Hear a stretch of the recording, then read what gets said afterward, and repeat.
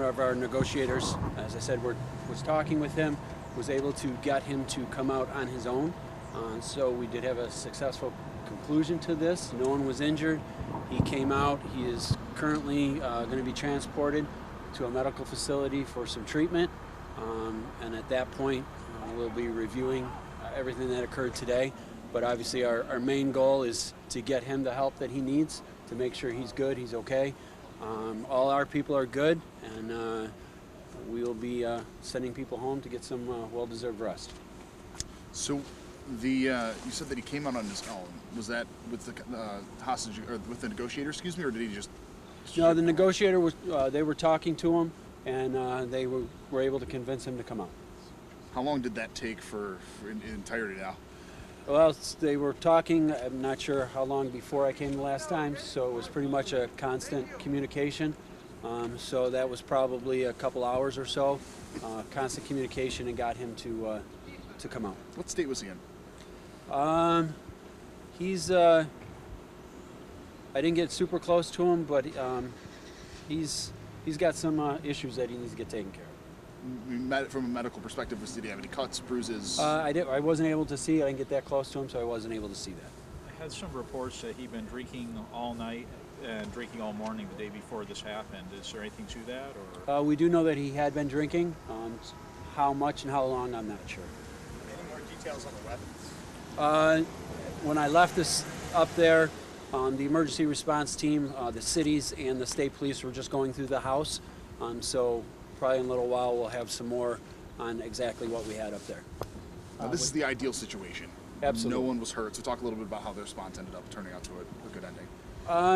Just patience, you know. We just took a lot of time to work through it, and that's what we wanted to do. And so just take our time, and you know, I'm sure we'll have some criticism for how long it took, but no one got hurt. So. Was he holding anything? I do not believe so. If you could address that criticism that you are sure to get about it taking so long, you know, what would you say to that? Well, it's just give us time, let us work through it. We have families, and we just want to go home too. So we'll make sure everyone's safe.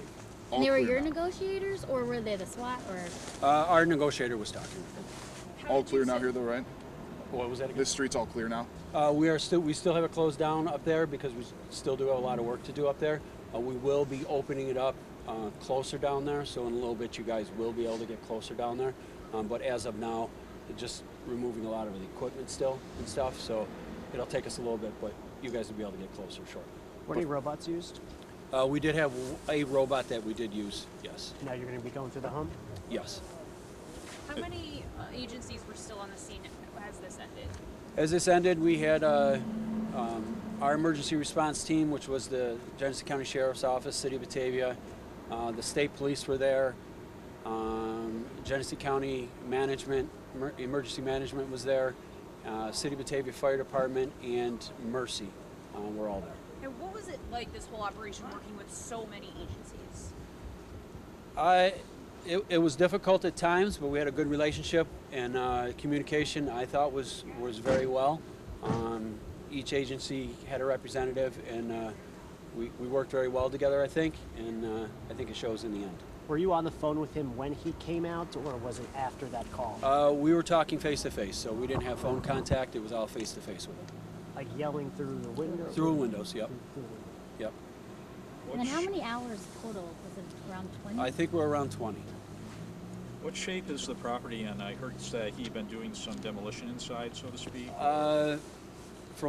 Briefly from some pictures I saw, the inside, he had been doing some damage inside, and obviously we had to take out some windows, so there's quite a few windows damaged there. We'll be contacting the landlord to help secure the building. When can neighbors start to leave the area? When can neighbors return home? It'll probably be very shortly. Again, we still just have a lot of equipment up there. We got to get out of the street.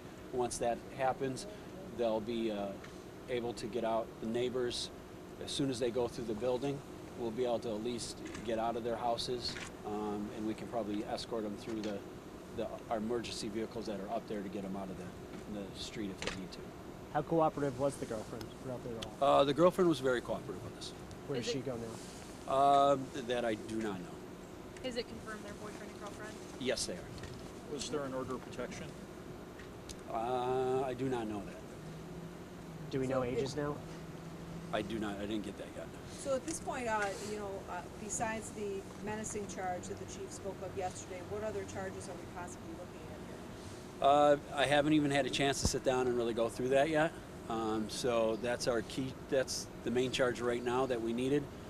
So I just we'll definitely have to sit down with our investigators and figure out what charges will be coming. Do you know where he's being taken for that medical help? I believe he's going to Strong. Great.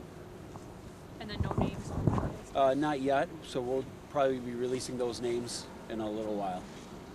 What does this do for your day in Batavia for local police with the amount of staff that you've gone through? We've done very well with cycling our people through.